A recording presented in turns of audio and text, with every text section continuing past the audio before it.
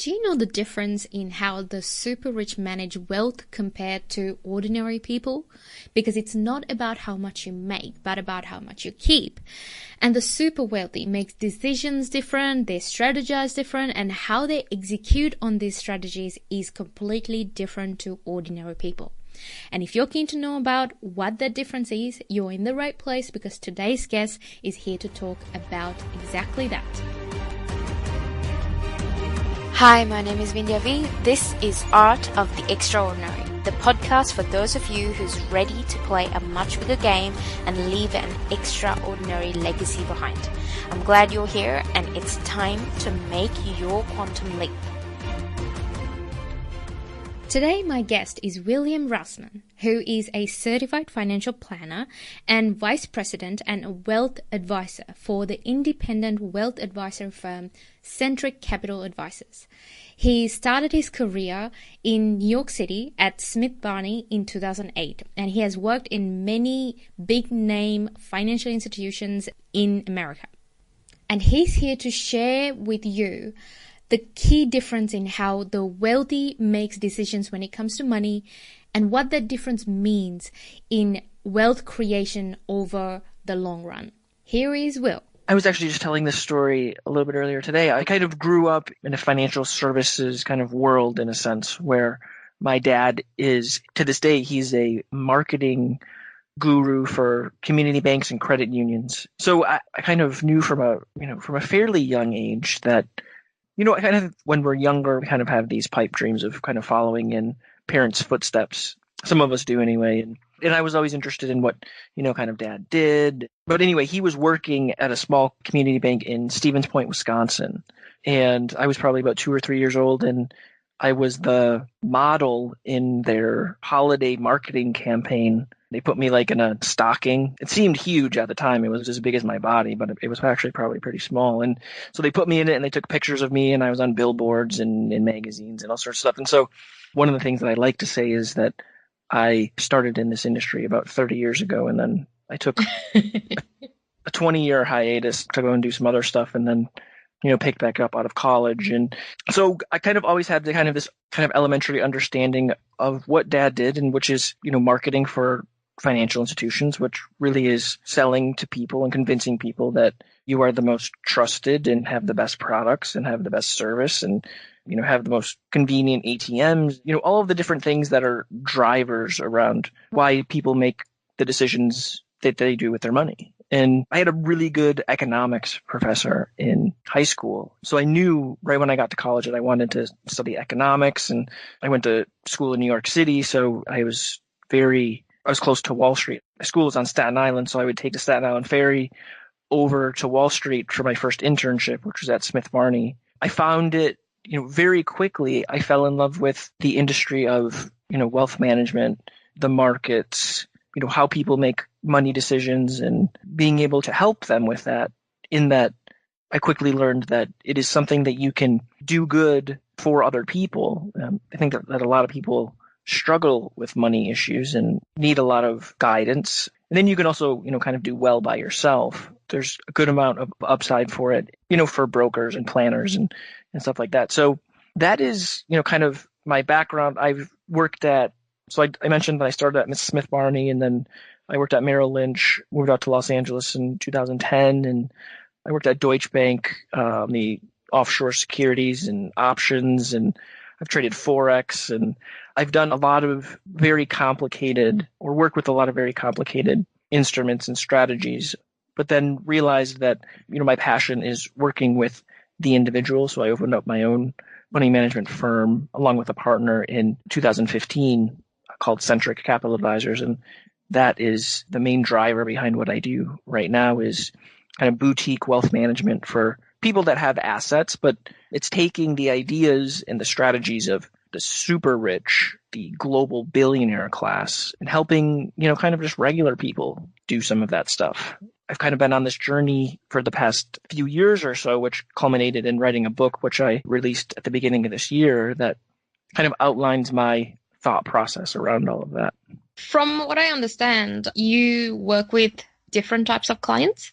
what is the passion behind who you help? Or is there like a particular type of client that you help, or do you like working with anybody and everybody? I do like working with anybody and everybody, but I've come to find kind of through my experience, and especially as of late, I enjoy working with small business owners. And there's actually a pretty good reason for this. And I'm actually working on kind of the other part of the population that I think could use a little bit more help in the creative financial planning space, which is the employees, right? So if somebody's just a W-2 employee, say of AT&T, there's far less actual creative planning techniques that we can use for somebody like that rather than somebody that owns their own business. But the reason that small business owners are particularly attractive to me is that small business owners actually have a cash engine that they're running, right, which is their business. So that business is bringing in cash, and then, it costs a certain amount to run that business. And there's certain areas where all of those expenses or the outflows of cash are going. And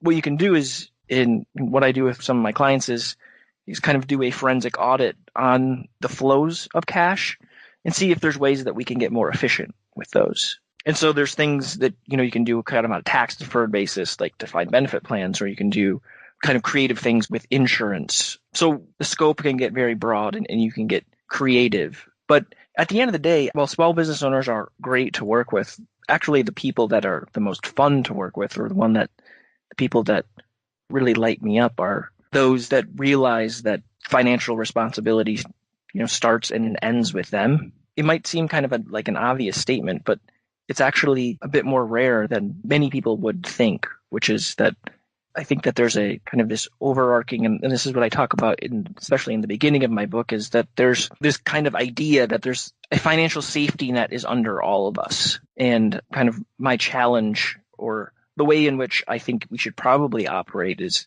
to act as if that safety net doesn't exist. And in order to do that, you really have to become economically mature and voluntarily take on a financial responsibility that we're all kind of tasked with as our lives get bigger and more complex. And, more complex problems usually are solved by complex solutions, and things get kind of bigger and scarier as you scale up. And these are quality problems, and we should take them on, voluntarily, and not expect mom or dad or the government or a nonprofit or the court system or whatever it is to be there to bail us out if things should go south, because, the buck kind of stops with us. Well, something that you talk about in the book as well is that your experience is everything. What do you mean by that? Yeah, so I think that this is kind of one of those themes that I've noticed, and I think that many people have noticed over the past few years, especially since the internet came around, is that there are so many things vying for your attention. So we all walk around with, these things in our pockets that are really like supercomputers, and there's all sorts of different apps and different companies that you've given access to that want your attention, and they're emailing you and they're texting you, and your significant other wants your attention, and maybe your kids do, and maybe your parents do, and your company that you work for, your boss or whomever it is, your business partners, they all want your attention. And I think that we've got to this point where attention is such a scarce and finite resource, right? We only have so much of it to give that we're taking inventory of what we're paying attention to. And to me, that comes down to you pay attention to the things that give you the experience that you want. And so what I mean by that is that if you don't have a relationship with the thing that you're giving attention to, you're probably not going to do it again because it's not going to be fulfilling enough for you. So what I mean by financial experience is it's kind of a play on words with, I think that we're moving from a service-based economic system to an experience-based economic system. So I'm crossing out the word service and I'm inserting the word experience because I think a financial experience is what people would like. And that experience has to do with how things are being tailored to you. It has to do with, the level of difficulty that's tied to that experience. I think that's one of the big things that I've been talking about lately with people is that as a financial advisor or a wealth strategist or whatever title flavor of the week people like myself that are calling themselves, I think one of the best things that we do, or one of the, the most important roles that I have is financial stick-to-itiveness coach. And what I mean by that is helping you come to or helping you formulate a plan that is neither too easy nor too difficult, that rides that razor's edge between too easy and too difficult, so that it's not a walk in the park that you're just going to write it off, and it's not so hard that you're going to give up on it. It's creating that experience that is just the right level of difficulty that you're going to stick with it tomorrow and next week and next year and the next 10 years. And I think that's one of the problems, I mean, especially with the current state of the financial services industry is, they throw out a plan for people and you say, okay, I want to retire with $5 million. It's like, well, depending on where you are, that plan could be way too hard because you've inherited money. There's no challenge in that. And that's really where the, kind of the bespoke, kind of tailor-made portion of the financial experience comes into play, is that all of that is going to be different for all of us. And so really working towards creating the experience that you're going to stick with has a lot to do with figuring out what you want to aim at. And so I do that with my clients through what I call a discovery meeting, which it's about 60 questions that ends up taking about 90 minutes usually. And we ask, all the questions, kind of more of the esoteric type of money questions, like what does money mean to you? And what values do you want to pass along to your kids into the world? And what relationships are most important to you? And after you could start to answer some of those questions, the picture of kind of where you're aiming becomes more clear. And then you can kind of work backwards from there. And so that's where I think that the current industry is kind of falling behind, is kind of sticking to this, okay, I'm going to provide you a service and then you're going to pay me for that service. It's like, no, that doesn't really necessarily make sense anymore. It's more like I need to provide you an experience, because an experience is something that you'll stick with, and then you'll pay me for guiding you through that.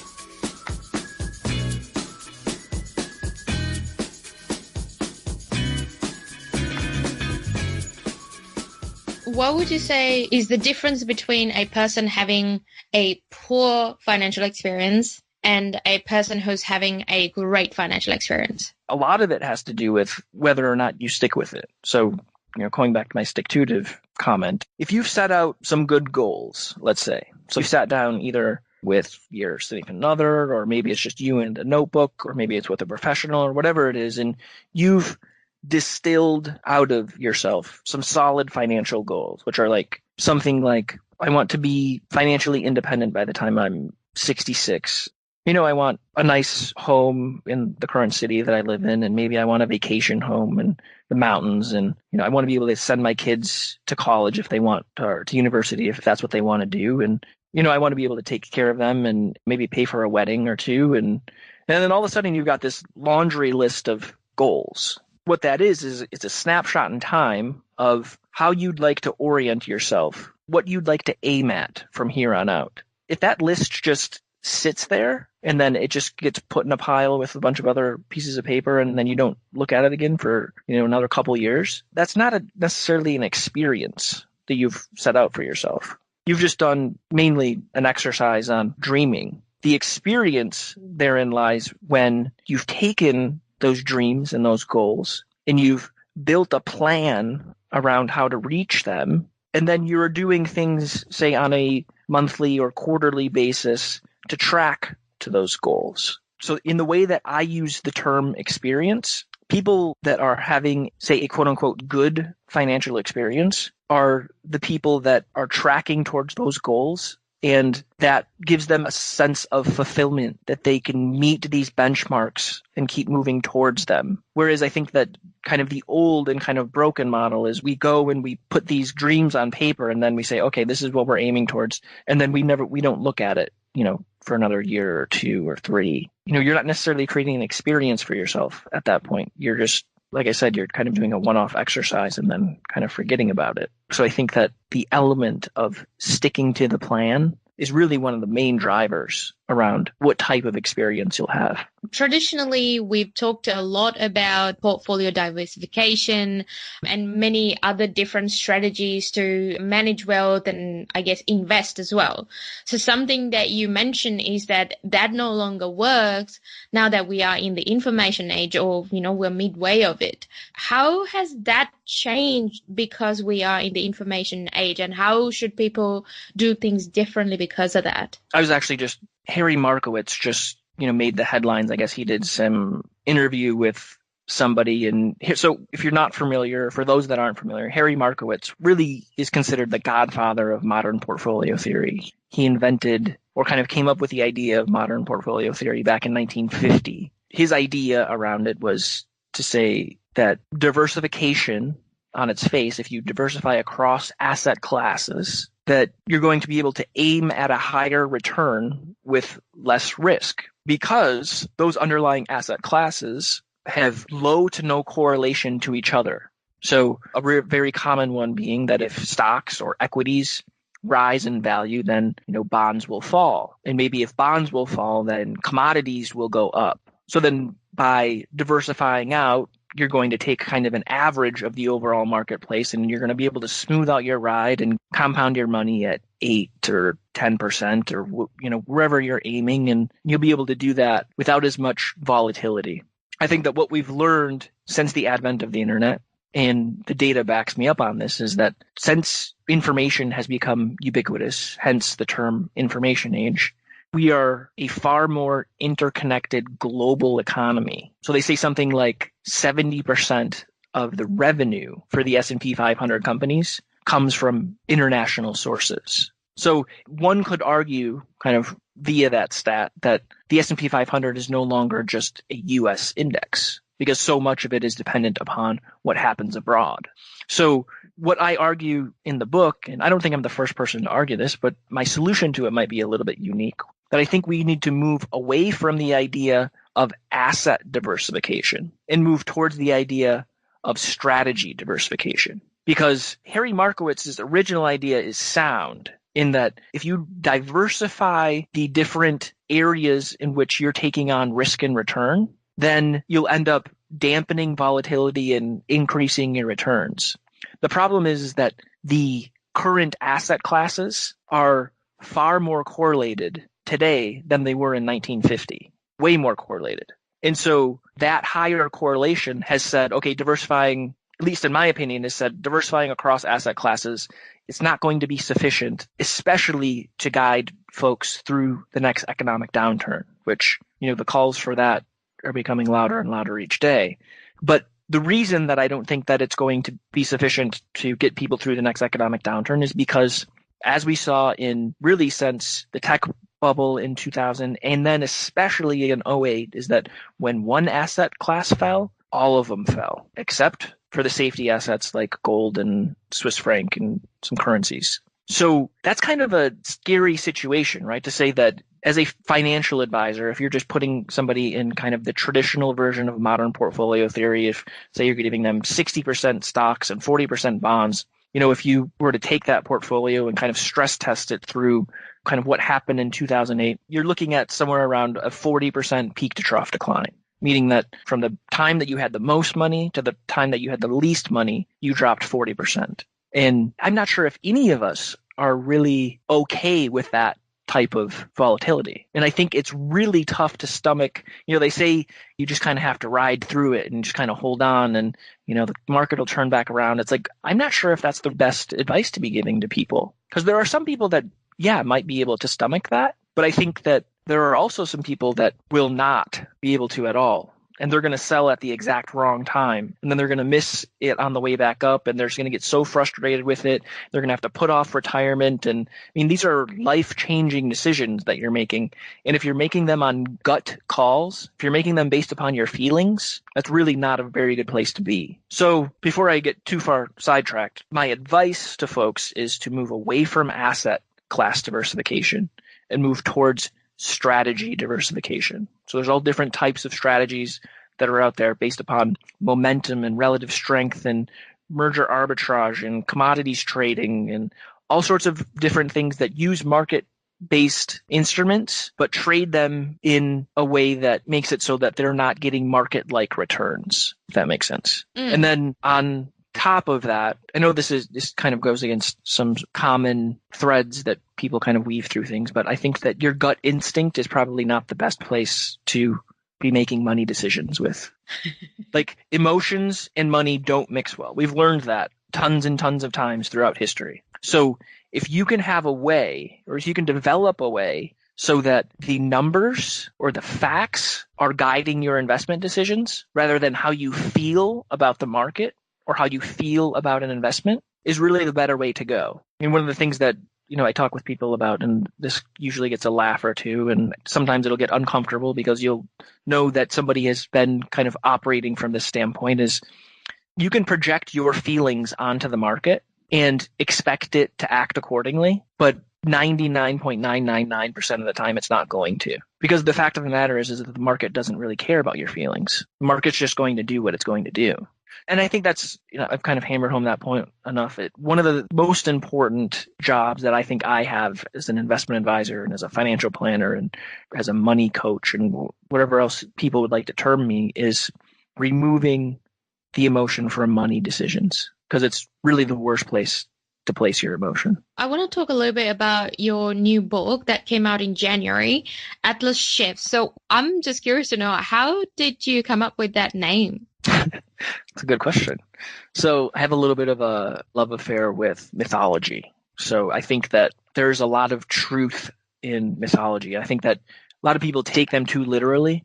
And I think there's a lot of truth that is hidden, kind of within the themes of mythology. So one of my favorite mythological characters is Atlas, who's a Greek titan. Some people may have heard of him. Some people may not have. He made a few other Greek gods mad, and his punishment was the responsibility of holding up the sky so that it doesn't come crashing down on Earth. That's his eternal punishment. So one could argue that, Atlas still continues to hold up the sky. In an artistic way, there's Atlas statues that many times are holding up either like a globe or a celestial sphere of some sort. Some people think that Atlas holds the world on his shoulders, and I can see why they say that, but it's somewhat of a misrepresentation of the story. So what he does is he holds the sky on his shoulders, and he does that so that the sky doesn't come crashing down on Earth, and so that we can all kind of go about our lives.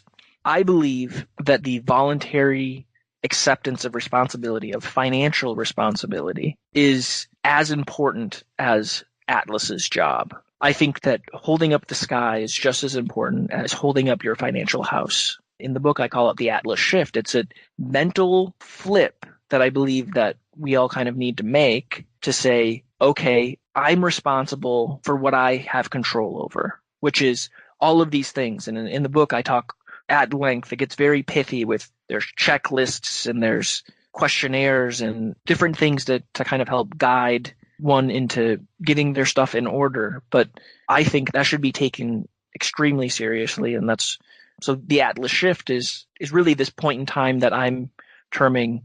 I mean, where part of this comes from is that what we talked about earlier, and that I believe that, and I think many people believe alongside with me, that we should be taking more responsibility over our economic well-being. The other part of that is that it seems as if the forces of the universe are telling us that as well, given that, at least in the States here, that Social Security is set to run out at, I think, in the year 2034. There's no such thing as pensions anymore, really, in the United States. It seems as if, back in the Industrial Revolution, we set up kind of these social safety nets for people, kind of fall back on after really their bodies couldn't work anymore because it was extremely physically hard work. And given that work necessarily isn't done so much by humans anymore, rather by machines, people are living longer, and they live actually pretty fruitful, advanced age lives. You hear about people in their 60s and their 70s and their 80s. I have a grandma who's 84. She doesn't look like she's slowing down anytime soon. And so that's an undertaking to plan for a 30 to 40 year retirement. And I think that, people should be asking themselves, is that something that they actually want? I think we're turning this corner into the underpinnings of the economic and social and political kind of tectonic plates of the world are shifting, and it seems as if that the onus is going to fall on us as individuals to take a hold of our financial well-being.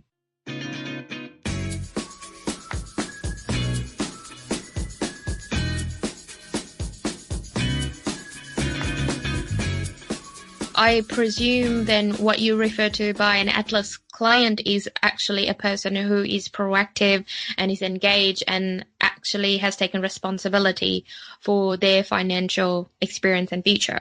Yes. Or is there more to it? No, that's pretty spot on. You know what? I think an Atlas client realizes that they probably need a little bit of help, but the first part of that is actually the realization that they need to take on more responsibility than they have currently been taking on.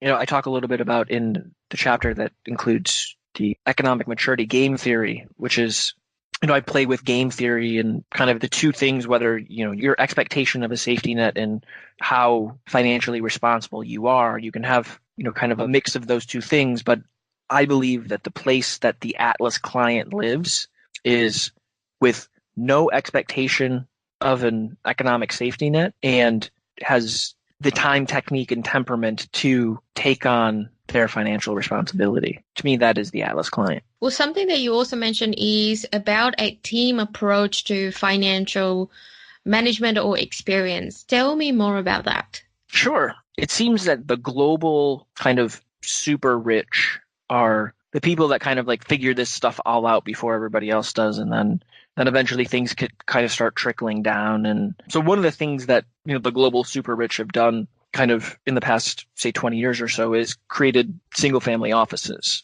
You know, they have some investment advisors on staff, and then they have, you know, probably an accountant or a bookkeeper, and then they have maybe an insurance person or a tax law person or even a business lawyer, and, you know, pretty much all of the things that kind of we all need in order to kind of do the whole plan. And so what I talk about in Atlas Shift is taking that process. So I believe that wealth management is investment management along with advanced planning, which is all of the other things that, you know, are kind of within the financial plan that aren't necessarily stocks and bonds and mutual funds. So the things like wills and trusts and life insurance and disability insurance and long-term care and, you know, all of the advanced portions of taking care of your financial household. And then the last portion of that is what I call relationship management. So what we do is we make sure that we have the best partners to help us execute the advanced planning portion of that formula for us. So we have CPAs that we can refer clients over to so that, you know, they can get their tax planning and tax work done, and along with bookkeepers. And we have trust and estate attorneys that can go and, you know, help draft a trust or do wills or directives, you know, medical directives, and then there's property and casualty insurance. You know, everybody needs to insure their home and they need to insure their car, and maybe they need an umbrella policy. And, you know, there's business insurance as well. And so you end up having kind of this Rolodex or kind of this roster of people that kind of need to be called in, you know, kind of when the timing is right. And so, you know, I argue in the book that the financial experience advisor, you know, someone like myself, should be kind of the quarterback of that team. And then when the need arises, you know, we tap this person and we say, okay, you need to come in and you need to drop a trust for this. And then, you know, they're happy about that because, you know, they're getting some business.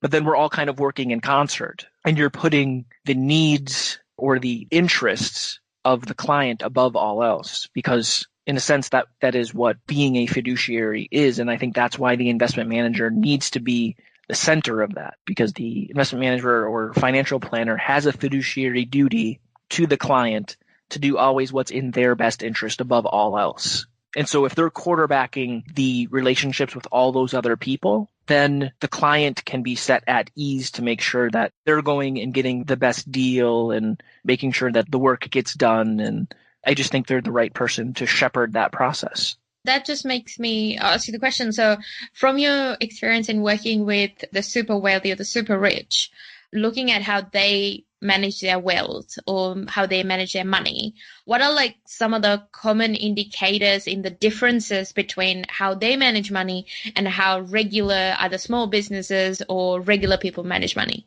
So there are countless different strategies that people just have no idea about. I've kind of struggled with this idea because it's difficult.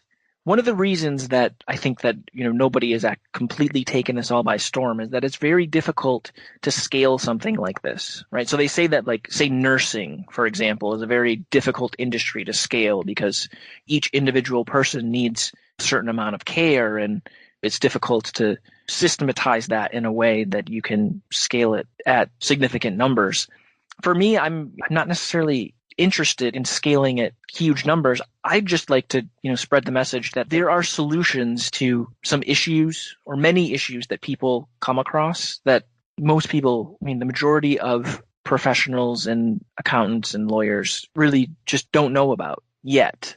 So I'll give you a taste of a few of them. There's one that I've been working a lot with here in Southern California. So we have many places throughout the world. Like I would think, Sydney is probably this way, and New York City and Miami and, Abu Dhabi probably, and a lot of cities in China, which is that the prices of their real estate have skyrocketed over the past 30 years. So there are people that have, say bought something back in 1980 that was, maybe they bought it for $100,000 or whatever, and it's now worth $3 million. That's not an uncommon story. There are plenty of people out there that have done something like that. I work with a tax law group out of the state of Missouri that helps create a strategy that will allow people to defer the capital gains tax on the sale of that property indefinitely and help people create a stream of income from that asset. Most people think of the 1031 exchange here in the States, where you can take the sale of your property and you just have to find another kind of like property, but you have to find it within 180 days, and there's all sorts of rules around it.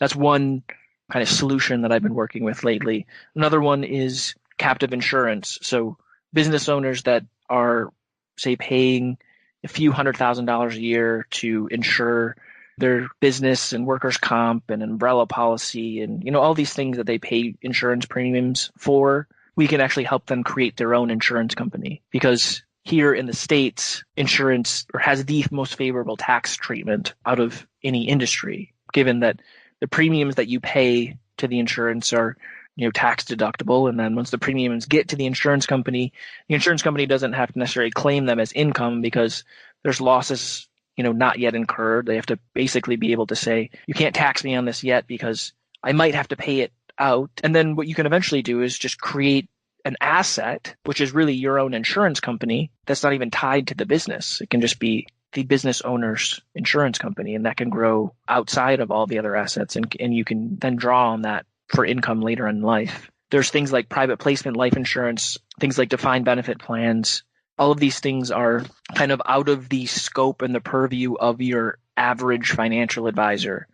People at, say, Merrill Lynch or, Morgan Stanley, Chase, they're not necessarily going to have access to these types of products because their regulatory and compliance landscape doesn't necessarily allow them to go that deep into some of these things. And so I guess kind of my high level takeaway from this is one of the reasons that I've been able to kind of gain access to these types of products and this way of thinking is always ask why.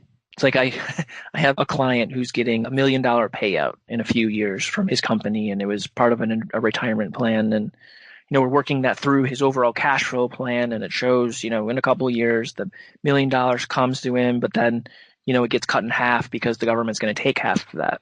A good question to that is, why does that need to happen that way? And we're working with a solution where he could actually kind of defer out some of those taxes, some of them, and then pay them later on while maintaining a larger sum of money so that he can grow a larger sum of money, throughout his retirement years rather than just being stuck with half of it. So that's my 2 cents on always ask why.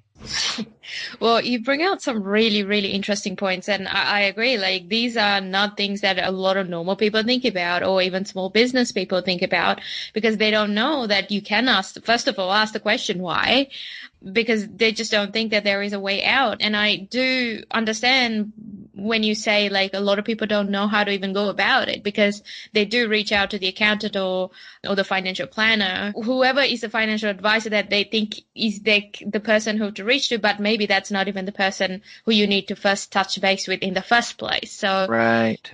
Look, I have more questions and I could keep you here all day asking you more questions, and I'm sure our folks have got more questions as well. Yeah. But what I'm going to do is I'm just going to, like send them your way so then they can ask their own questions. But what I want to switch gears to a little bit is to ask you the question.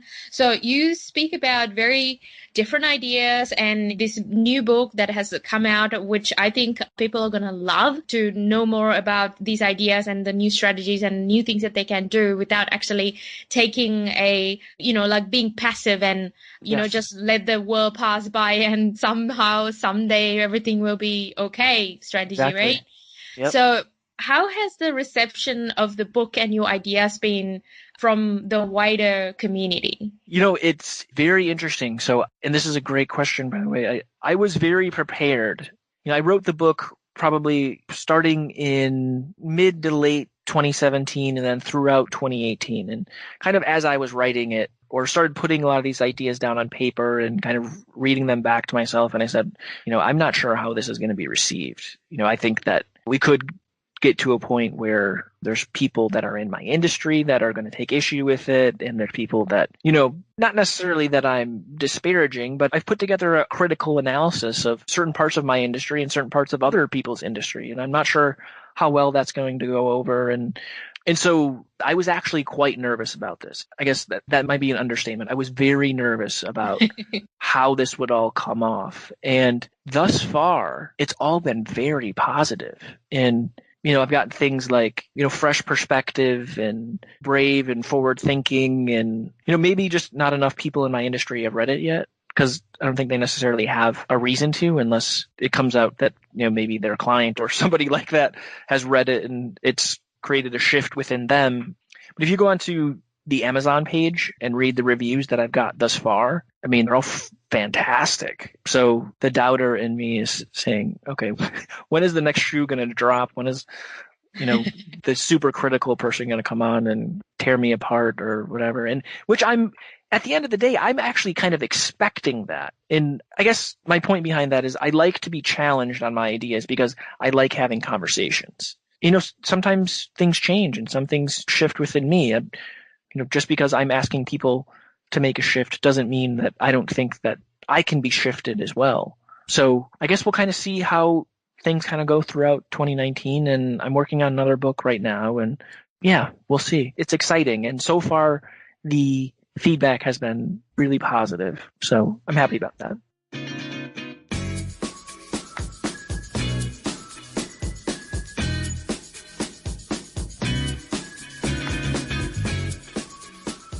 Having grown up in, with financial institutions and, whatever related to money, and now having your own business, what would you say are some of the biggest hurdles personally you've had to face early on throughout your career?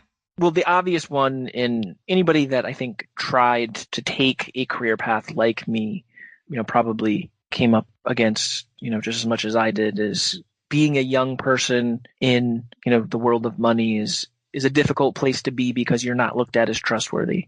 And I think a lot of that has to do with, people look at you that, you don't have enough experience and you don't come to the table with enough credentialing and all of that other stuff. So what I've done to kind of overcome that, and this might be kind of a word of advice for others, is look at the places in which, or look for the places in which you can develop a bit of, kind of gravitas for yourself before you come to the table with people. So, and what I mean by that is, get experience in the things that, people find to be intimidating or complicated.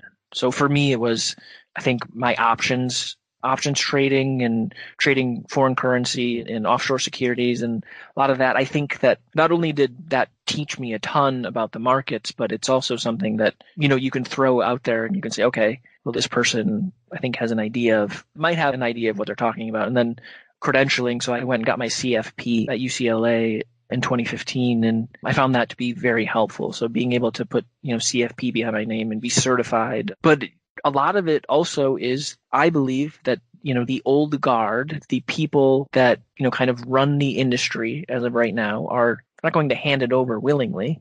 I think that they are open to certain degrees of innovation and change, but it's not a lot. And I think if you want to be a part of that, despite what industry you're in, I think you kind of have to start your own thing. And you have to come out from under the overarching structures of big institutions, which I found that's what I had to do. And I worked at Merrill Lynch and I worked at Deutsche Bank, and I found I needed to be an independent advisor in order to do what I wanted to do. And there's a lot of upside in independence. Let's put it that way. Well, what would you say is the best advice you have been given throughout your career? That's a good one. I talked earlier in my story, a big part of my story is that I started in May of 2008, which was really right in the middle of the downturn. I guess the story was, everybody was saying that the markets are falling. And, I would pick up the Wall Street Journal and I would look at it and I'd say, yeah, the markets are all falling, but there are a couple of little blips of green on there, right? And those at that time happened to be those safety assets like gold and other precious metals and some currencies. And I think this is kind of like an interesting kind of metaphor for life is, this is kind of like a silver lining type of thing. Try and find the green among the red, because that's where the magic lies. If you can find that little bit of the green upticks in a sea of red, then you found something special. I think that's deep. That goes deep to many other areas. Yeah, absolutely. It was meant to. Yeah, for sure. I was actually thinking that when you were saying, oh my God, that is so true across the life, like your entire life.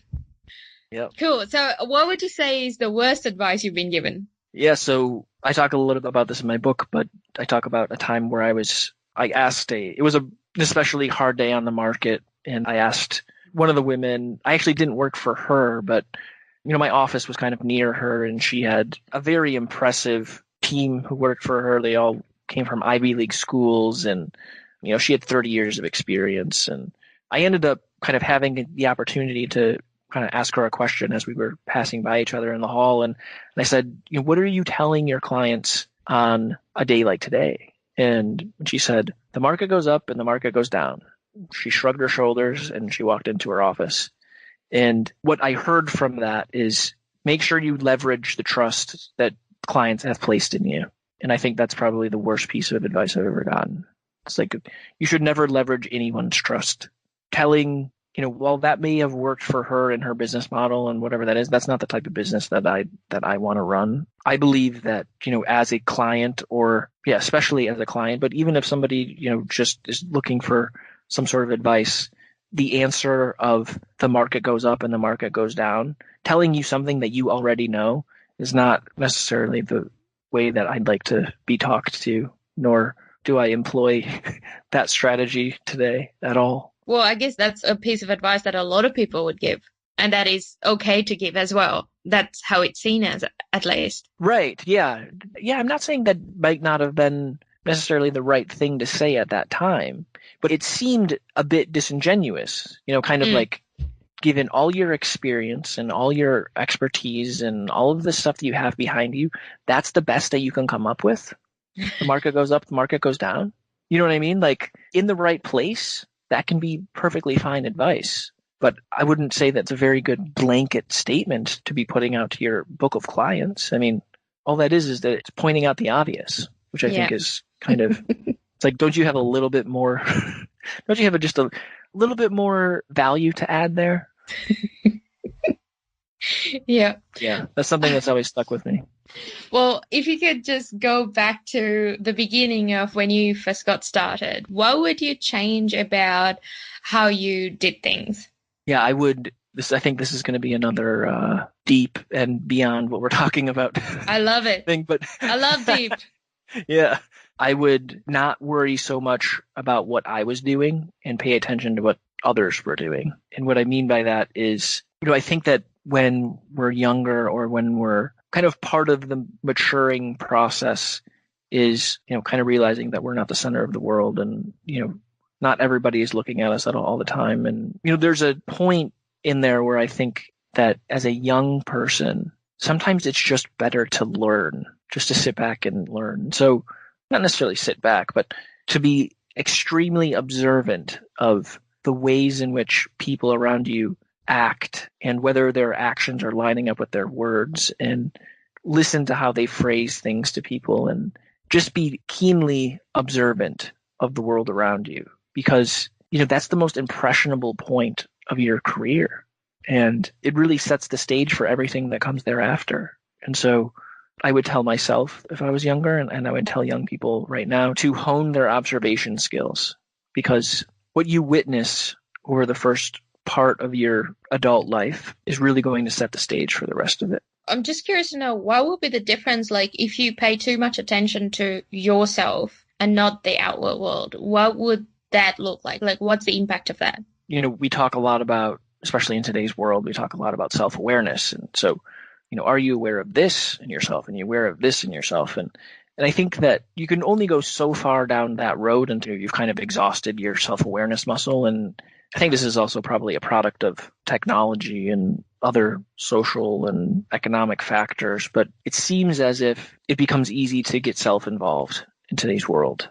And I guess I found that it's just a good warning to throw up to young people. I think that the majority of the answers that you're looking for, you're going to find them beyond yourself. And that's just my experience. I used to worry a lot about making sure that, I was wearing the right suit when I was going into work, and did I have the right hairstyle so that people would trust me, and kind of those more superficial kind of things that didn't necessarily to this day as much warrant that much attention. It's more about how you act and what you say and the conviction with which you say it. That plays far more of a role than all of those other things. And then being able to learn from those around you is another extremely valuable skill set. What would you say is the number one thing you've learned about yourself, having been through the journey so far? As I've continued to kind of grow, and I've especially learned this over the past, say, 5 years or so, is that I thrive within structure, and structure actually lends itself for me to being more creative and to be more productive. I think that, that we're all kind of different to some extent, but I heard this kind of funny joke, which I think makes this point, or it makes a part of this point.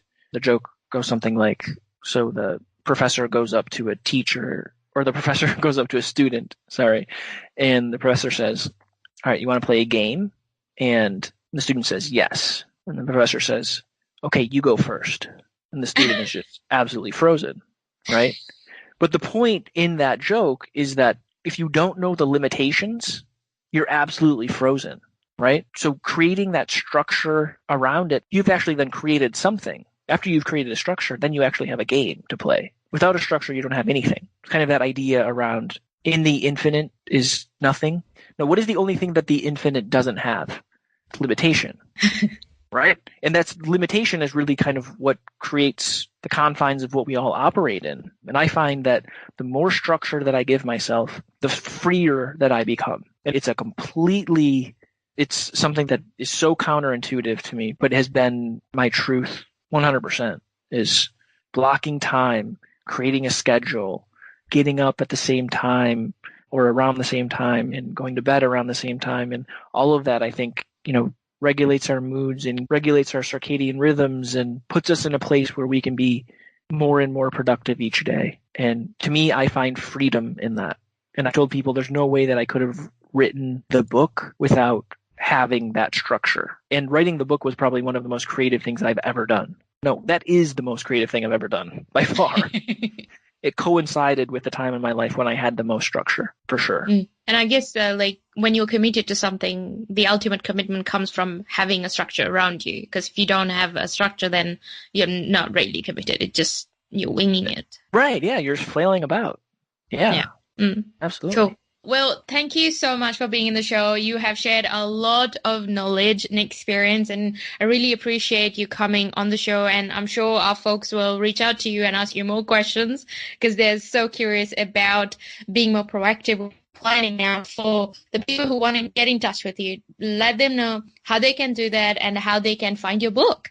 Sure. So my book is on Amazon. If you just type in Atlas Shift on Amazon, it'll pop up, or you can Google it. I also have a book website, which is atlasshift.com. I'm all over social media, so it's a good way to ping me. The handle for most everything is Will Rassman, so Twitter, Instagram, can find me on Facebook. I'm pretty easy to find on LinkedIn, and I'm open to communicating through any of that. If you want to just send me an email, which is actually a really great way to communicate with me as well. It's my initials, WR@willrassman.com. And yeah, I love having these conversations. I always tell people that I'm always open to continuing the conversation. So feel free to reach out.